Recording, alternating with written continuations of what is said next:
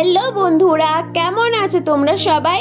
চলে আসলাম একটা নতুন মিনি ব্লগ নিয়ে। তো একটু লেবু জল খাবো, তাই চলে আসলাম লেবু তুলতে। পাতিলেবুর অনেক উপকারিতা রয়েছে, যা স্বাস্থ্য এবং ত্বক উভয়ের জন্যই বেশ উপকারী। এটি ভিটামিন সি এর একটি দারুণ উৎস, যা রোগ প্রতিরোধ ক্ষমতা বাড়াতে সাহায্য করে এবং ত্বককে উজ্জ্বল করে। এছাড়াও পাতিলেবু হজম ক্ষমতা বাড়াতে, ওজন কমাতে এবং শরীরের টক্সিন দূর করতেও সহায়তা করে। তো আমি তারপর লেবু তোলার পরে চলে এসেছিলাম ড্রাগন গাছটা দেখতে। এসে দেখলাম বৃষ্টির কারণে বেশ কিছু ড্রাগন ফুল পচে গিয়েছে। তো তারপরে আমি দিদি আসবে আজকে, দিদিকে আনতে যাব, তাই এসে একটু হাত পা ধুয়ে নিলাম আর লেবুগুলোও তার সাথে ধুয়ে নিলাম।